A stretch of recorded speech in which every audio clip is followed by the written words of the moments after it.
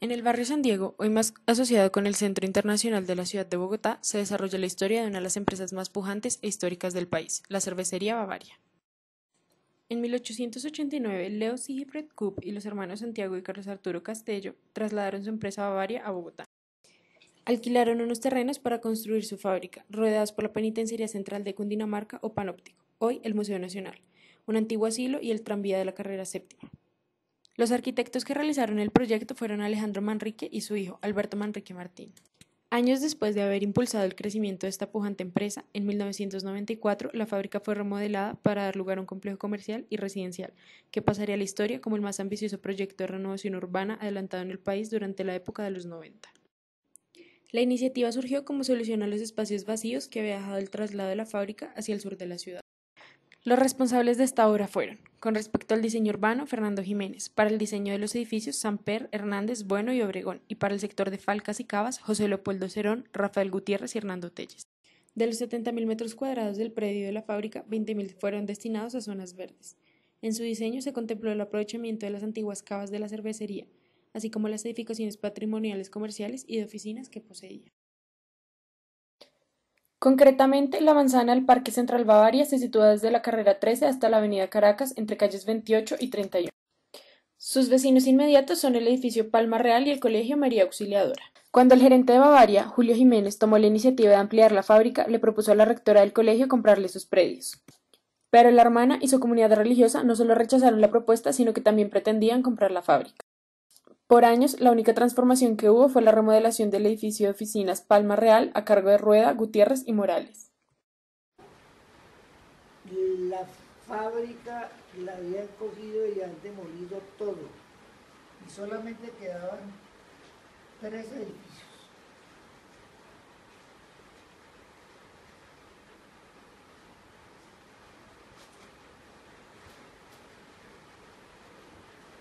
Las Falcas, las Cavas y la Maltería.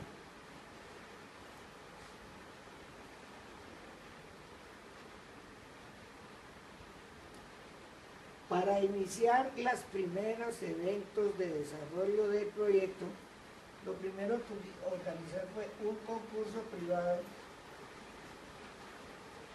para hacer la restauración de Falcas y Cavas.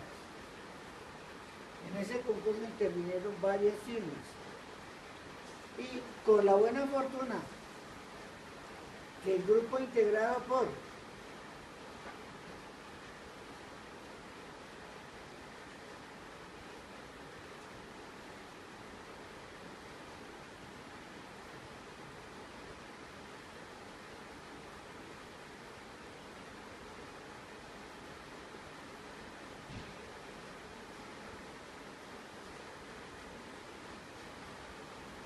José Leopoldo Cerón, Rafael Gutiérrez y Hernando Telles, se ganó el concurso. Entonces a nosotros nos ordenaron que estudiáramos la posibilidad de cómo se restauraba esto. Esto tiene que ver en cuanto a la parte pequeña de los 3 edificios.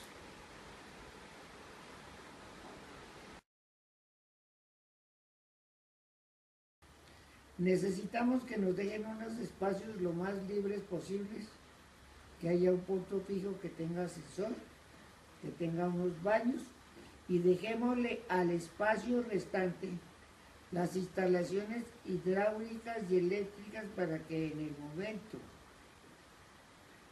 en que el edificio tenga usuario o usuarios, ellos adapten los pisos a sus necesidades.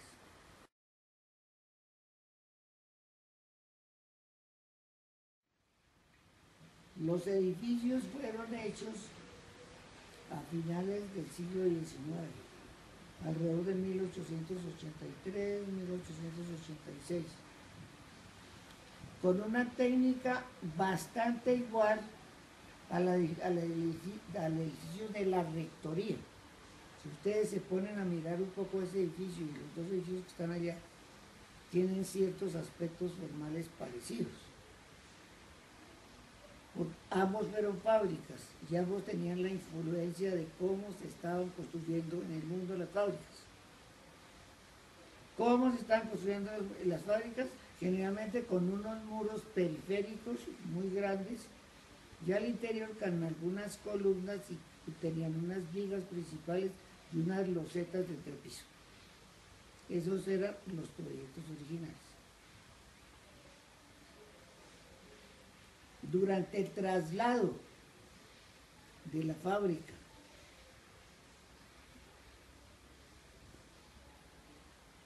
a la otra sede, organizaron la demolición de muchos edificios y las personas que manejaron la maquinaria inclusive llegaron a cometer barbarismos tales como romper la fachada del edificio de las Falcas. Y los dos edificios que nosotros restauramos son el que está al lado sur, que se llama Las Falcas, y el otro que se llama Las Cajas. ¿Qué encontramos nosotros entonces? Una fachada norte bastante destruida, del primer y segundo piso. Las fachadas oriental y occidental en un estado, no existían sino una fachada oriental, y las fachadas sur y occidental eran culatas que estaban adosadas a otros edificios. Al hacer la demolición tumbaron todo. La otra, que es las cavas, sí estaba completamente suelta.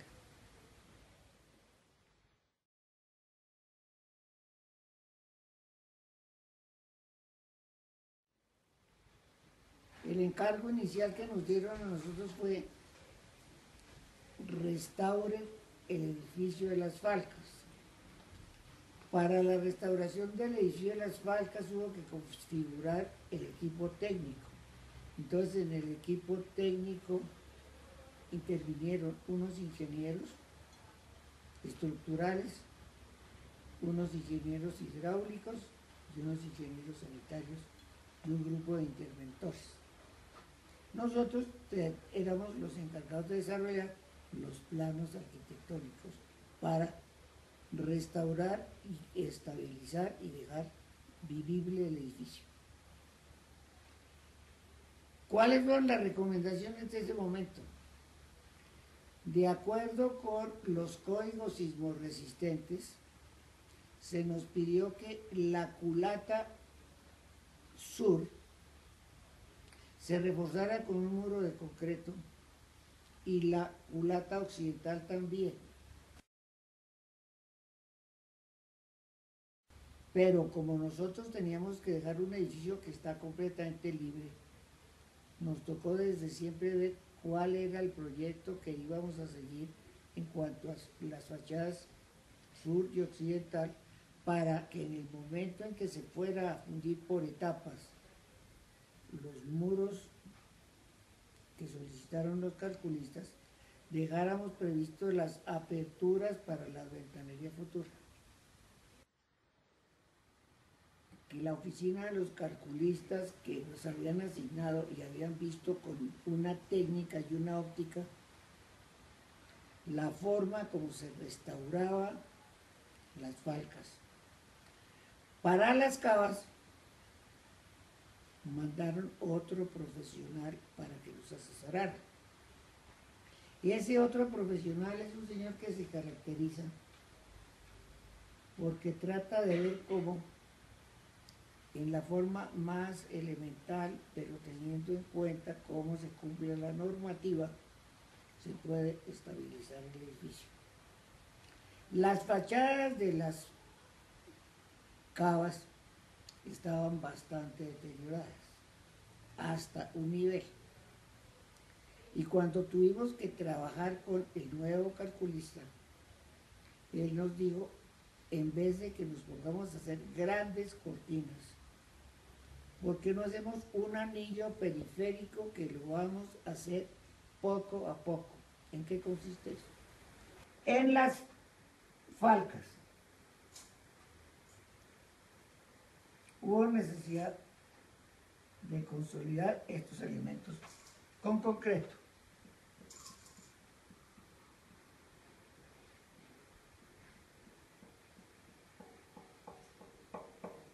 posteriormente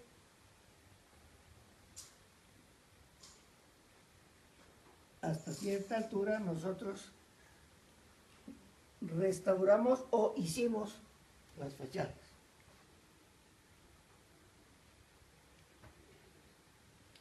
¿Por qué se llaman las falcas?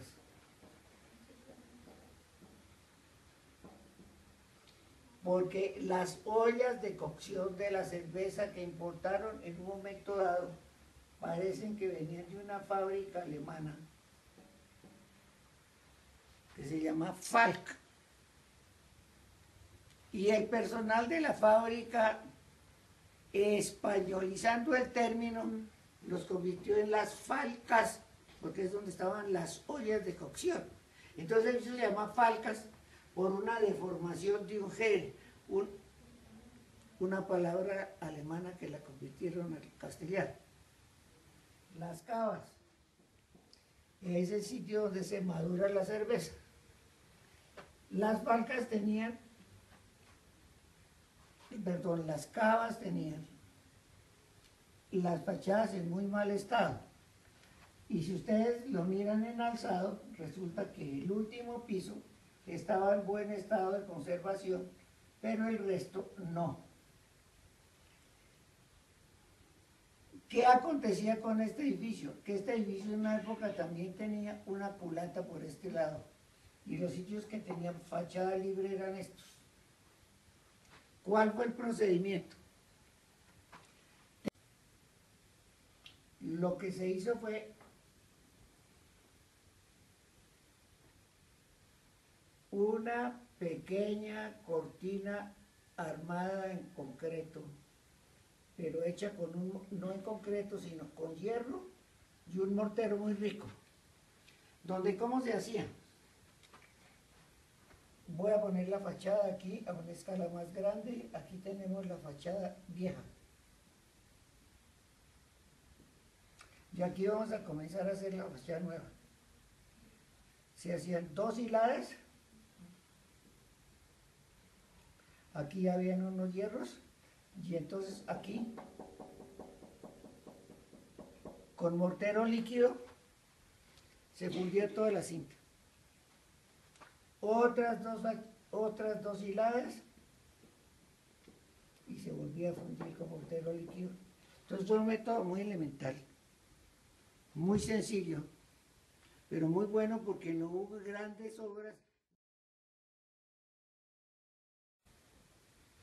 Esto me parece que es una forma más reposada, más tranquila, más acorde con ciertas cosas que el otro, que es mucho más técnico, y hay una incidencia mucho más fuerte en el edificio. Esta obra se inició y en un momento dado se quedó. Un momento, no hagan más. Posiblemente dentro de un rato los volvemos a llamar. Y entonces, como los 2 primeros pisos se cierran. Después regresamos. El contrato inicial era este.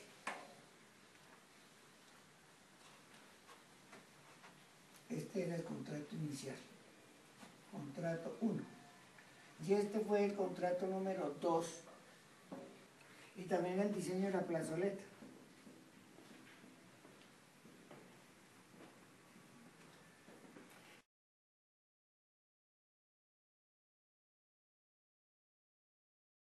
¿Qué hubo que hacer? Llevando a averiguar cuál fue la ladrillera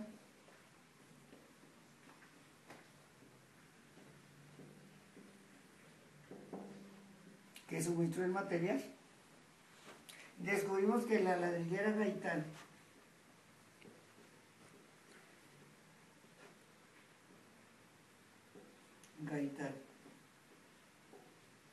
había sido.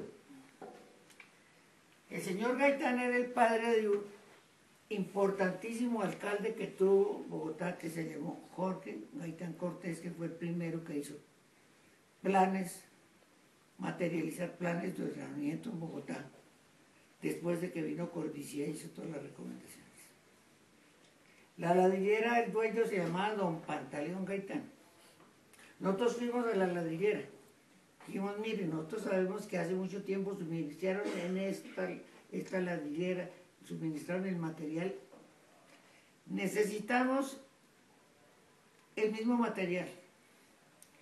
Nosotros ya no tenemos el molde. Tráiganos unos ladrillos que tengan ustedes allá. Y nosotros rehacemos el molde, mandamos a hacer los moldes y nos fijamos cuál es la proporción para hacer la mezcla de arcilla de la misma forma para producirles el ladrillo. Entonces nos produjeron el ladrillo y se utilizó ese ladrillo en todas partes. La ventanería que estaba buena se utilizó. La ventanería que ya estaba inservible, la de madera, nosotros entonces la de madera la mandamos a hacer nuevamente.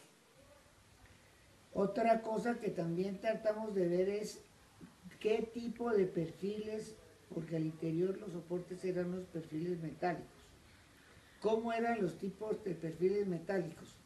Y buscar en la venta de sobrantes de construcción en la ciudad perfiles que tuvieran las mismas dimensiones y la misma resistencia, entonces los pudimos conseguir para preservar y mantener y estabilizar la totalidad de la estructura. Si ustedes miran con detenimiento, pues verán que hay ciertas partes de los edificios donde el lenguaje formal es bastante diferente al original, porque nosotros estamos convencidos de que las intervenciones no pueden ser tratar de revivir el pasado, sino restaurar el pasado con un lenguaje formal del presente, sin que desentone y se vea como un elemento completamente extraño.